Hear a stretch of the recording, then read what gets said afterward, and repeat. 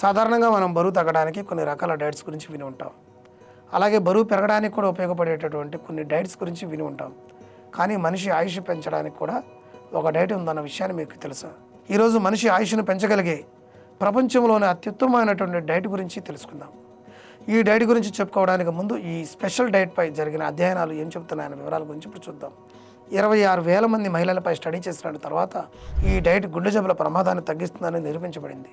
అలాగే 5 లక్షల మందిని స్టడీ చేసిన తర్వాత ఈ డైట్ డెత్ రిస్క్ను కూడా తగ్గించే అవకాశం ఉందన్న విషయాన్ని ప్రపంచానికి తెలియజేయడం జరిగింది. అలాగే రీసెంట్గా జరిగిన కొన్ని అధ్యయనాలు ఈ డైట్ ఊబకాయం ఇంకా నరాల సంబంధిత సమస్యలకు పరిష్కారంగా ఉపయోగపడుతుందన్నది తెలపడం జరిగింది. ప్రపంచంలో అత్యంత ఆరోగ్యకరమైన డైట్గా చెప్పుకునేటటువంటి ఈ ఆహారం మెడిటేరియన్ డైట్ అని మనం అంటూ ఉన్నాం. సాధారణంగా మధ్యధరా సముద్ర తీర ప్రాంతాల్లో ఉండే వాళ్ళు ఈ రకమైన డైట్ని ఎక్కువగా పాటిస్తూ ఉన్నారు. ఇక ఈ డైట్ ప్రత్యేకంగా ఏమిటంటే ముఖ్యంగా ఇందులో గుడ్ ఫ్యాట్స్, డైటరీ ఫైబర్స్, పోషకాలు ఎక్కువగా ఉంటూ ఉంటాయి.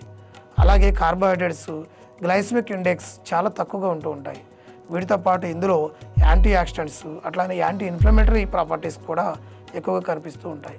ఈ మెడిటేరియన్ డైట్లో భాగంగా వీరు తినేటటువంటి ఆహారాలను ఒకసారి చూసినట్లయితే సాధారణంగా ఈ డైట్లో ఫాలో అయ్యేవారు కూరగాయలను ఎక్కువగా తింటూ ఉంటారు.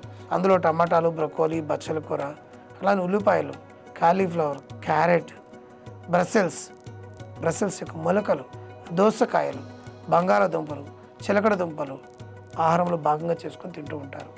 ఇంకా ఈ డైట్లో పండ్లకు ప్రత్యేకమైన స్థానం ఉంటుంది. వాటిలో ముఖ్యంగా యాపిల్స్, అరటి పండ్లు, నారింజ, స్ట్రాబెర్రీ, ద్రాక్ష, ఖర్జూర, అట్లానే అత్తి పండ్లు, పుచ్చకాయలు, అట్లానే పీచెస్ వంటివి ఈ డైట్లో భాగంగా తింటూ ఉంటారు. అలాగే సీడ్స్ అంటే గింజలను కూడా ఈ డైట్లో భాగంగా తీసుకుంటూ ఉంటారు. వాటిలో ప్రధానంగా బాదం, వాల్నట్, హజల్నట్, జీడిపప్పు, పొద్దుతిరుగుడు విత్తనాలు, గుమ్మడికాయ గింజలు తీసుకుంటూ ఉంటారు. అలాగే ఈ డైట్లో చిక్కులను కూడా ప్రాధాన్యత కల్పించడం జరిగింది. వాటిలో బీన్స్, బఠానీలు, కాయధాన్యాలు, పప్పు ధాన్యాలు, అట్లానే వేరుశెనగలు, అట్లానే చిక్ పీసెస్ వంటివి ఆహారంలో భాగంగా తీసుకుంటూ ఉండాలి.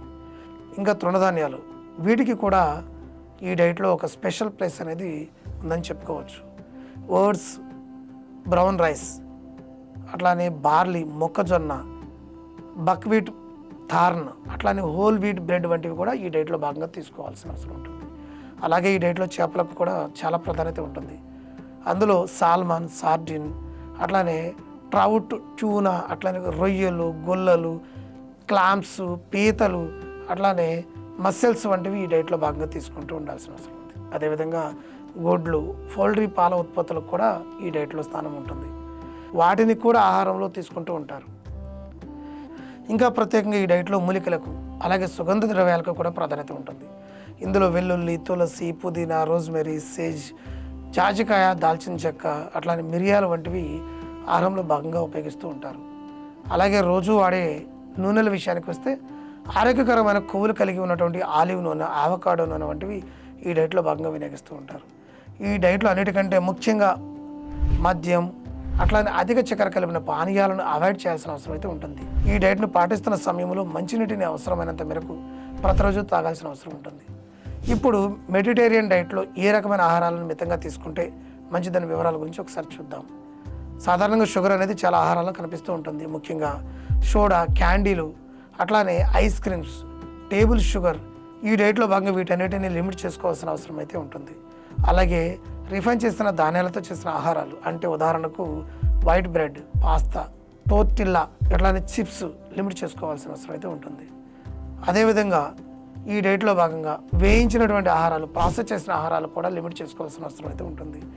ఇంకా ఇందులో ప్రాసెస్ చేసినటువంటి మీట్ ప్రొడక్ట్స్ కూడా లిమిట్ చేయాల్సిన అవసరం అయితే ఉంది. అలాగే అధికంగా ప్రాసెస్ చేయబడినటువంటి ఆహారాలు, వీటిని అల్ట్రా ప్రాసెస్డ్ ఫుడ్స్ అంటూ ఉంటాం.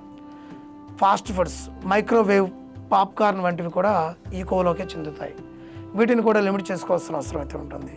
ఇప్పటి వరకు మెడిటేరియన్ డైట్లో భాగంగా ఏ రకమైన ఆహారాలు తినాలో, ఏవి మితంగా తీసుకోవాలో చూస్తూ ఉన్నాం కదండి.